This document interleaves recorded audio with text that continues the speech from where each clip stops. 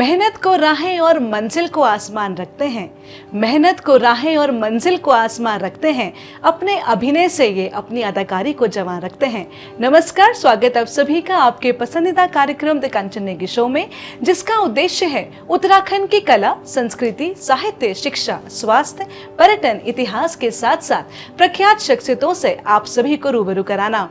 और आज इस कड़ी में हम आपकी मुलाकात एक ऐसे अभिनेता से कराने जा रहे हैं जो उत्तराखंड के जिला पिथौरागढ़ के रहने वाले हैं और पिथौरागढ़ से फिल्मी जगत की दुनिया का सफर इनका बेहद दिलचस्प रहा है। और जी हाँ, यहाँ हम बात कर रहे हैं श्री हेमंत पांडे जी की। तो आइए होते हैं उनसे रूबरू। नमस्कार हेमंत जी। नमस्कार नमस्कार। द कंचन नेगी शो में आपका हार्दिक स्वागत। धन्यवाद धन्यवाद, बहुत बहुत। आज अचानक ही इत्तेफाक हो गया, समय मिल गया, तो मुझे भी खुशी हो रही है। तो आपकी इस सच्चाई से, लगन से आपने कार्यक्रम के लिए जो आप लगी हुई है, उसकी जीत हुई है। जी बिल्कुल बिल्कुल हेमंत जी। हेमंत जी, हम आपको सफल अभिनेता के रूप में जानते हैं, लेकिन आज जानना चाहेंगे आपके बचपन के दिनों के बारे में। बचपन मेरा बड़ा खूबसूरत बीता है, पहाड़ों में, पिथौरागढ़ की वादियों में। 18 साल तक मैं वहीं रहा हूँ, उसके बाद मैं आगे गया। लेकिन वो जो बचपन ने सपने दिखाए, कल्पनाएं दी, क्योंकि हमारे उस वक़्त 40-45 साल पहले का या 50 साल पहले का जो संसाधन थे वो ऐसे थे नहीं। आज 3 साल का बच्चा अब पूरी दुनिया अपने हाथ में मोबाइल में लेके घूम रहा है। लेकिन हमारे टाइम पे जो कथाएं, दादा नानी के किस्से या गांव की कहानियां जो मिली, उससे जो ज्ञान हुआ उतना ही ज्ञान हुआ, या देख के, पढ़ के। बाकी सारे चक्षु हमारे खुले ही नहीं जो आज के बच्चों के हैं। लेकिन वैसे में भी हमारी जीत ये रहेगी उस सच्चाई से, उस प्योरिटी से, उस भयंकर प्रकृति के बीच में पहाड़ों को, हिमालय को रंग बदलते हमने देखा है। तो वो ईश्वर ने वो सच्चाई प्रकृति प्रेमी होने के नाते वो व्यक्तित्व में दे दी है।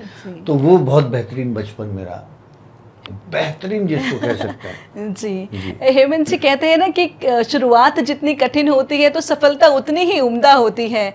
तो पूछना चाहेंगे आपसे कि फिल्मी जगत की शुरुआत आपने कब और कैसे की?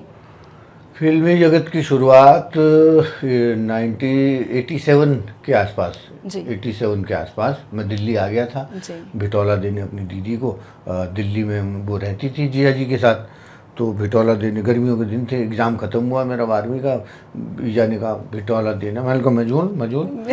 तो मैं निकला, उतनी भयंकर गर्मी में मुझे निकलना था घर से बाहर, क्योंकि मध्यम निम्न वर्गीय परिवार था। अब आर्थिक रूप से, ज्ञान के रूप में या वाइब्रेशन के रूप में या अध्यात्म के रूप में बहुत बढ़िया वाइब्रेशन थी। लेकिन गरीबी की वजह से जो निम्न वाला माहौल था, उसमें से जनरली उस वक्त लोग भागते थे, भाग के करियर बनाते थे। आजकल ऐसा होता ही नहीं है ना। तो वैसा वाला बहाना था, और मुझे बहाना मिल गया कि मैं यहाँ से दिल्ली जाऊँगा, नाटक वाटक करूँगा, वहाँ से फिर देखा जाएगा जो होगा। ये यात्रा बचपन की पहाड़ों से दिल्ली आने तक की रही। जी बस। और उसके बाद अगर हम बात करें कि टीवी जगत में भी ऑफिस और मिसेस मालिनी आइयर ऐसे कार्यक्रम हैं जिसमें आपके किरदार को बहुत ज़्यादा सराहना मिली, तो वास्तविक जीवन में आप कितना उन किरदारों से एसोसिएट कर पाते हैं? देखिए, कोई ना कोई किरदार आपसे एसोसिएट होता है, क्योंकि आप ही उसको कर रहे होते हैं। तो सच्चाई की बात यह है कि उसका कोई न कोई अंश आप में रहता है, चाहे प्रत्यक्ष रूप में हो चाहे अप्रत्यक्ष रूप में हो। हम बच्चों की तरह पूरी फाइल, हमको स्क्रिप्ट मिलती थी सुबह और पूरा एपिसोड मिलता था, फिर हम पढ़ते थे, उसको अंडरलाइन कर। आदत वैसी अभी भी है। तो वो पूरा रिहर्सल पूरा करने के बाद 3 कैमरा सेटअप होता था उस वक्त, वो कॉमेडी। और उस वक्त के मतलब हर चैनल पे कॉमेडी का, बेस्ट कॉमेडी का अवार्ड ऑफिस को मिलता था। जी। इनफैक्ट हेरा फेरी में और मुझे कुछ कहना, उसमें भी आपके किरदारों मुझे को कुछ कहना तुषार कपूर की वो पहली फिल्म थी, जी। करीना तुषार की मुझे कुछ कहना है। जी। हाँ, उसमें भी अच्छा रोल था। मतलब बहुत अच्छा। मैं भाग्यशाली मानता हूँ अपने आप को। मैं बहुत अच्छा एक्टर हूँ कि नहीं मालूम नहीं, काम चल जाता है, वो इतना मैं जानता हूँ। लेकिन भाग्यशाली तो मैं हूँ कि इतने वर्षों से ईश्वर ने यात्रा चलाई हुई है। बिल्कुल। क्योंकि फिल्म लाइन, ग्लैमर लाइन आम आदमी की भाषा में एक या सोच में एक अलग होता है, मेरे लिए एक अलग है, क्योंकि मैं इस फील्ड में लगभग 33 वर्षों से हूँ अभिनय में। दिल्ली के नाटकों से लेके, थिएटर से लेके अब तक के जीवन में। तो मेरे लिए ये जीवन या ये इंडस्ट्री एकदम अलग रही है। और दूसरी बात ये कि जो जैसा सोचता है उसके लिए वैसी ही दुनिया है। सत्य कुछ भी नहीं है। आपका सत्य अलग है, मेरा सत्य अलग है। सत्य कुछ है ही नहीं। लेकिन मेरे लिए फिल्म इंडस्ट्री ने इतने वर्षों में मुझमें माँ भगवती ने, मुंबा देवी ने, सिद्धि विनायक ने, मुंबई के देवताओं ने, मेरे इष्ट देवताओं ने, माता पिता ने, उनके कर्मों के आशीर्वाद से ईश्वर ऐसी फिल्म लाइन में रोटी चला रहा है। और चूँकि मैं संतोषी स्वभाव का हूँ, खुद हमारा बहुत ज़्यादा वो सब नहीं है कि ये पिक्चर हिट हो गई, ये पिट हो गई। हम तो ऐसे वाले हैं कि मजदूर जो बंगला बनाता है तो वो थोड़ी सोचता है कि कौन मालिक रहेगा। हम शूटिंग में जाते हैं, अपना काम करते हैं, अपने पैसे लेते हैं, अपना मौज। ना किसी से रिलेशन बनाने की आवश्यकता, न किसी से रिलेशन बिगाड़ने की आवश्यकता। हेमंत जी, आपने किसी साक्षात्कार में कहा था कि अभाव का प्रभाव पड़ता है, तो इस परिप्रेक्ष्य में आप क्या कहना चाहेंगे? अभाव का प्रभाव होता है, बिल्कुल सच बात है। उसका एक उदाहरण मैं खुद भी हूँ। मतलब जो आप शब्द बोलते हो, जो ज्ञान बोलते हो, वो तब तक उसका अर्थ से या उसका ज्ञान आपको तब तक नहीं मिलेगा जब तक उसको आप अभ्यास में न लाएं। बिल्कुल। ज्ञान की बातें तो आज कोई भी रोज भेज रहे हैं व्हाट्सएप पे। आपके वो व्हाट्सएप है जी। मेरा व्हाट्सएप स्टेटस पढ़िएगा अभी इसी दौरान। आपको मजा आएगा। क्या लिखा? 2 से ज्यादा बार गुड मॉर्निंग का मैसेज या ज्ञान की बातें भेजने पर ब्लॉक कर दिया जाएगा। जी जी। अच्छी बात है, कोई भी बोल देगा, और शब्दों से तो किसी को भी बहलाया फुसलाया जा सकता। अब जो आपने बात बोली थी अभाव का प्रभाव वाली ना जी, जिसके पास अभाव है, जो गरीबी में है, वो एक तरह का आभूषण है गरीबी। बिल्कुल। आगे बढ़ने के लिए, किसी भी बच्चे को आगे बढ़ने के लिए वो गरीबी उसके लिए हथियार का काम या आभूषण का काम करती है, क्योंकि उसके पास कोई ऑप्शन ही नहीं है। जब कोई ऑप्शन नहीं है तो आपके ऊर्जा का स्तर एक केंद्रित हो जाता है एक साथ। तो वो चीज़ बहुत काम करती है कि आपको आगे बढ़। तभी आप पढ़ते हैं कि या सुनते हैं कि रिक्शे वाला बेटा या बेटी IAS में निकली, या फलाने का निकला, या फलाने गरीब का बच्चा, चौकीदार का बच्चा, या फलाने। वो बच्चे के अंदर आग होती है। तो वो आग, जितना पढ़ाई ज्ञान जो किताबों में है या पृष्ठ में लिखा हुआ वो तो है ही है, लेकिन उसमें आपका जो मेमोरी है वो इतनी शार्प हो जाती है उस बच्चे की, फोकस्ड इतना हो जाता है कि उसका प्रभाव पड़ता है अभाव। बिल्कुल। हेमंत जी, पूछना चाहेंगे कि यूं तो आपके पिताजी पोस्टमैन रहे, उसके बाद लेकिन आज आप इतने सफल एक अभिनेता हैं, तो आप अपने को कहाँ पे मतलब देखते हैं कि कितना आपने संघर्ष से भरा जो आपका जीवन था, उसके बाद आज आप एक सफल व्यक्ति हैं, तो क्या बदलाव आपको स्वयं में नजर आए? देखिए, हमारा जीवन तो उस दिन से बदल गया जिस दिन से हमने अपना कंपटीशन किसी और से करना बंद कर दिया। क्या बात है, क्या बात है। जिस दिन हमने अपना कंपटीशन अपने आप से किया, उस दिन से जीवन ही बन गया, क्योंकि अपनी तुलना किसी और से हो ही नहीं सकती। 8 अरब लोगों में हर व्यक्ति इंडिविजुअल है। बिल्कुल।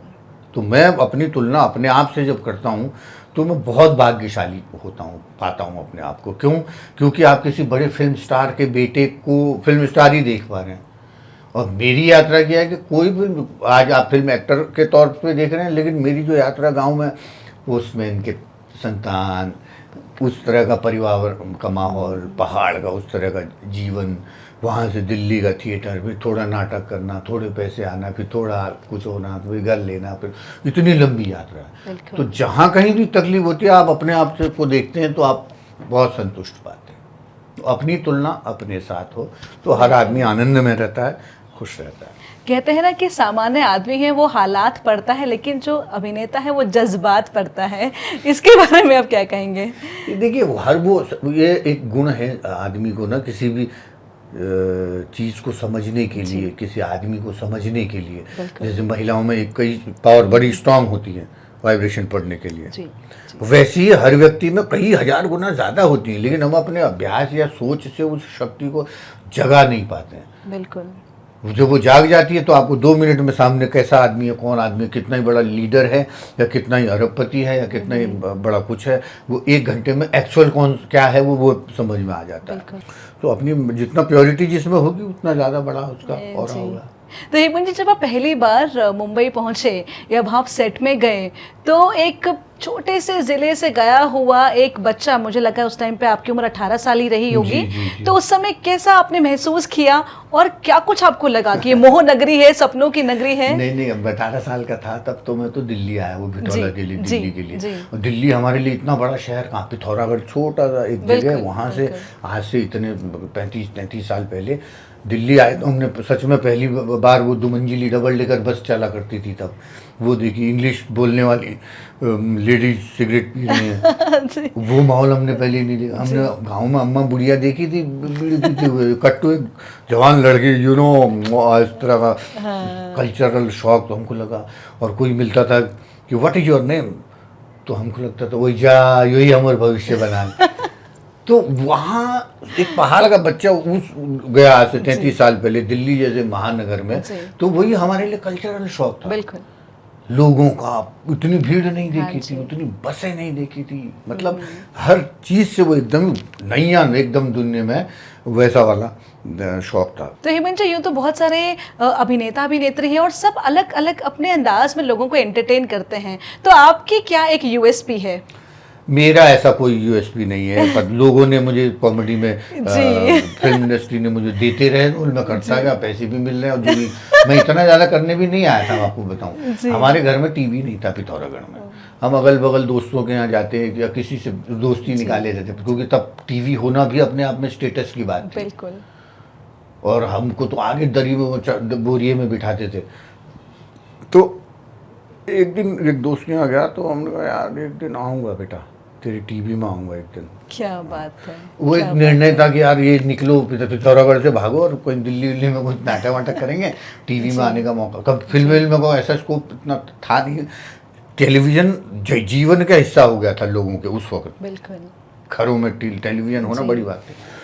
तो बस वहाँ से शुरुआत हुई और आज इतना ईश्वर ने दे रखा, तो जो दे रखा उसके लिए आनंद है। और हेमंत जी, पूछना चाहेंगे कि आपके अनुसार एक अच्छे अभिनेता के वो क्या गुण रहते हैं? देखो, ये सबसे बड़ी बाहरी तौर पे अगर आपको हाँ मैं बोलूँ, बाहरी ज्ञान के तौर पे कि भाई आप एक्टिंग में अगर थोड़ा ट्रेनिंग लेंगे तो आपको थोड़ा और अच्छा आ जाए। तो ट्रेनिंग के बल पे अच्छे इंसान बनाए जा सकते हैं, ट्रेनिंग के बल पे अच्छे अभिनेता बनाए जा सकते हैं। ये तो हो गई एक्टिंग के अगर आप कोर्स करना है।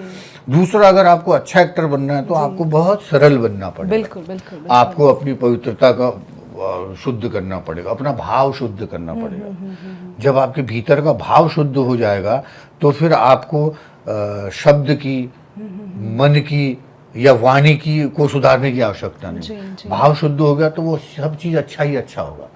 मन भी, वाणी भी अच्छी होगी। जब आप इतने सहज हो जाओगे तो आप फिर कुछ भी, जितने ढीले रहोगे तो कोई भी एक्टिंग कर लोगे ना, जितने प्योर आप रहोगे। तो वो आध्यात्मिक रास्ता है, पहला ट्रेनिंग वाला रास्ता है। बिल्कुल। हेमंत जी, कहते हैं अभिनय ऐसा होना चाहिए कि पूरी कहानी दिल में बस जाए और कहानी ऐसी होनी चाहिए जो कि आपके अभिनय को अमर कर दे। आप क्या कहना चाहेंगे?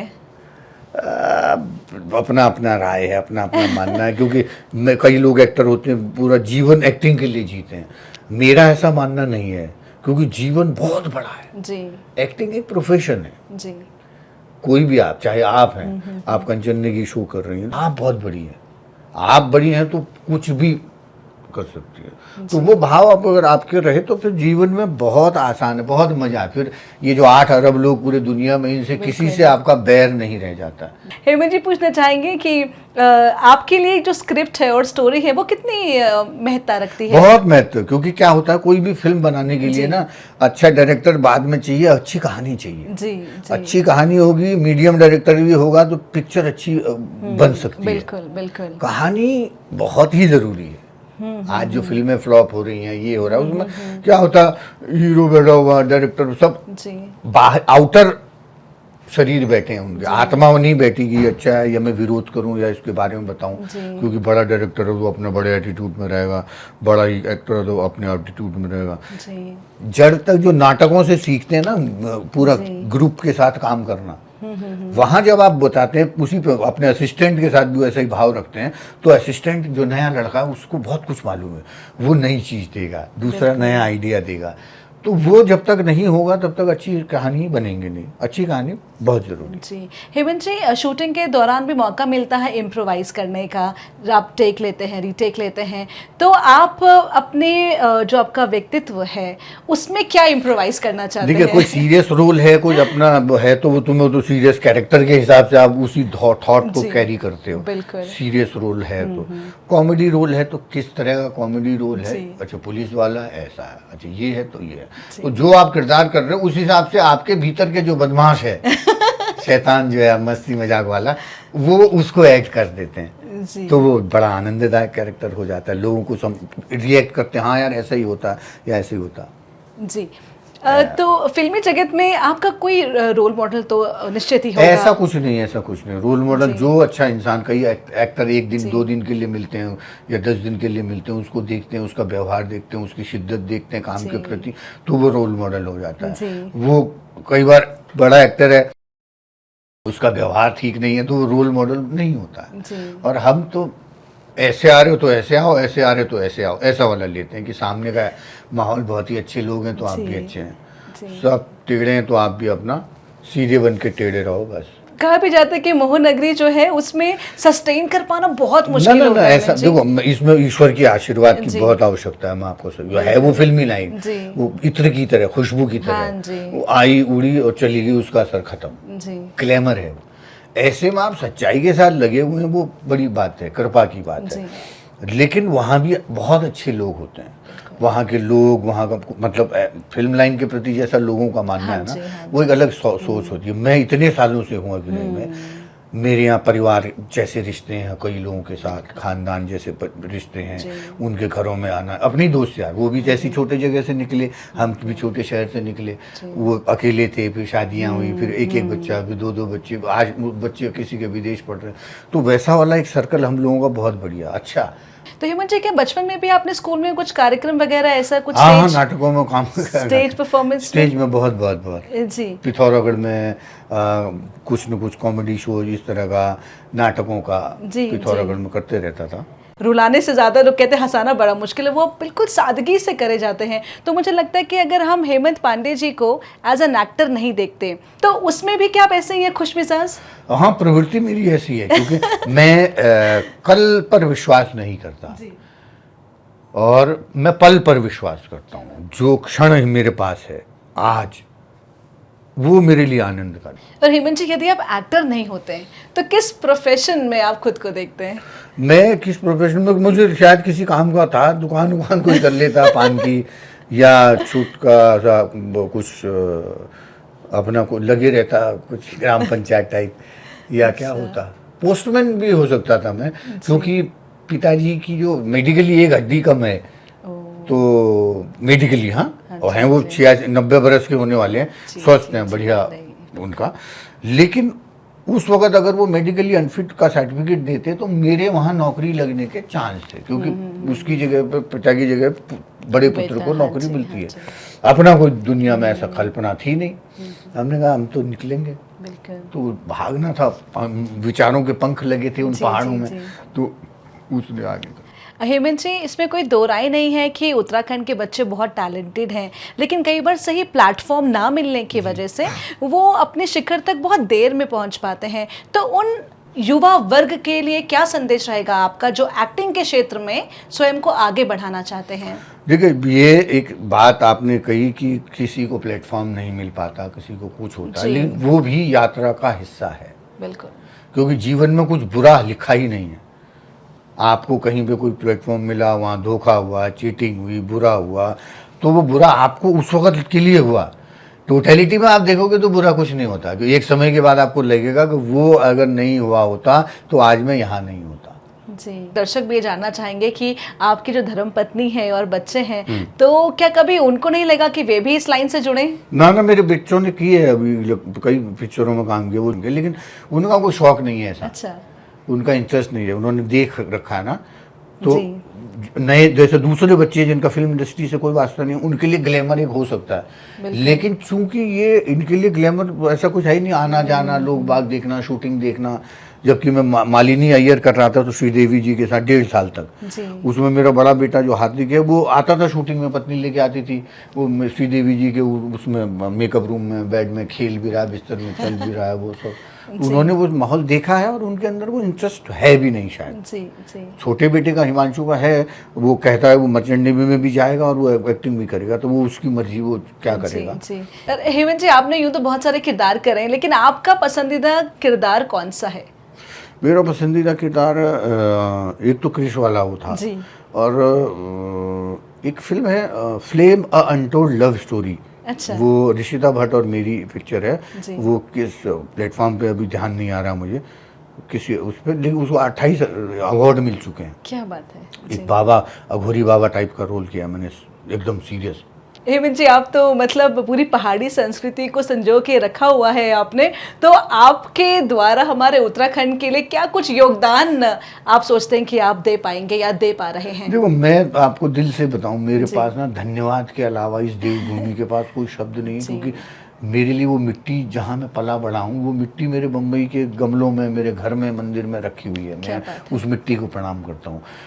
तो उत्तराखंड के किसी भी अच्छे काम के लिए तो मेरा आना होता ही है या इन्वॉल्व रहता ही, लेकिन मेरा कोई दुरुपयोग की भावना से भी उत्तराखंड में बुलाता है ना, मुझे समझ में आ जाता है, तो भी मैं आ जाता हूँ, क्योंकि मुझे प्यार अच्छा है, अच्छा लगता है।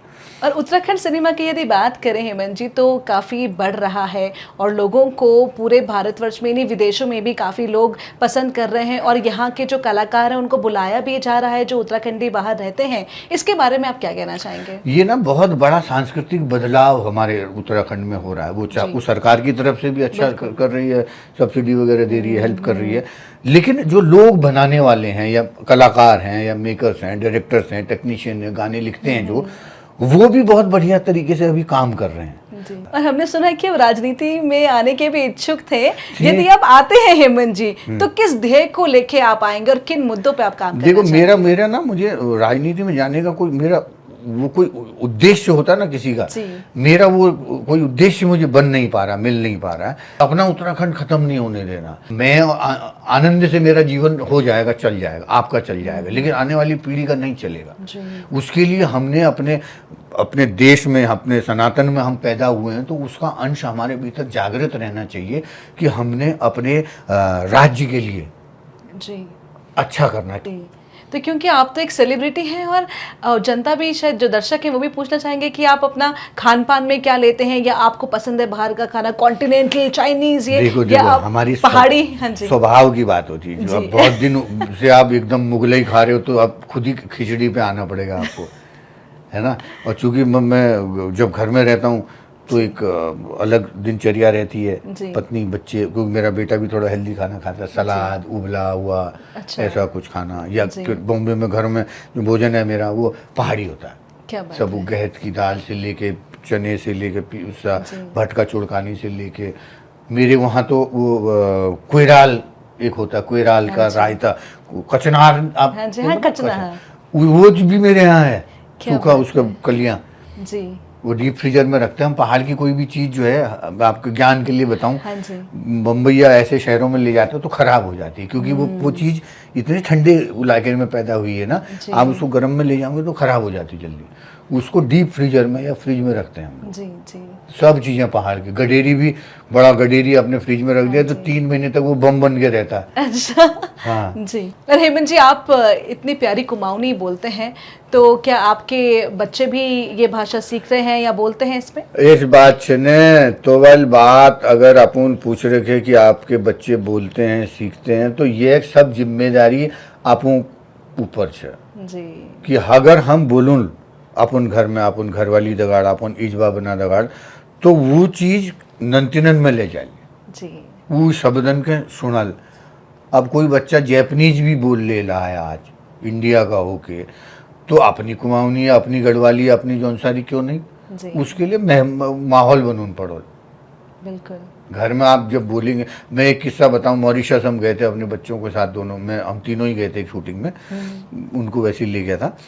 तो कहीं पे एयरपोर्ट में कहीं पे पिज्ज़ा बड़ा महंगा था ना, तो मैंने कहा बड़ो अकोर है यार, तो नहीं ना, तो होए बाबू होए, तो अच्छा जी। तो हमको हमारी भाषा विदेश में भी काम आती है। जी बिल्कुल तो बिल्कुल। वो माहौल बना रहता है तो अच्छा। हाँ मेरा जी। बेटा अपने दादी से दादाजी से बात करता है तो अच्छा लगता है, दो जी। शब्द भी वो बोलता है। और जब उसको अपनी कोई चीज़ मनवानी होती है तो मेरे से कुमाऊनी में वो बोलेगा। क्या बात है जी। हाँ, तो मुझे अच्छा लगता है। हेमंत जी, आपसे भेंट वार्ता करके बहुत आनंद आया और मुझे उम्मीद है कि हमारे दर्शकों को भी हमारा ये एपिसोड बेहद पसंद आया होगा। तो चलते चलते कहना चाहूँगी कि सफलता भी उन्हीं को मिलती है जो कि मेहनत का दिया जलाना जानते हैं। और इन्हीं पंक्तियों के साथ और इस उम्मीद के साथ कि द कंचन नेगी शो की टीम फिर हाजिर होगी अगले शनिवार रात 9 बजे सिर्फ दूरदर्शन उत्तराखंड पर। आप फिलहाल हमारे आज के मेहमान श्री हेमंत पांडे जी को और मुझे यानी डॉक्टर कंचन नेगी को दीजिए इजाजत। नमस्कार।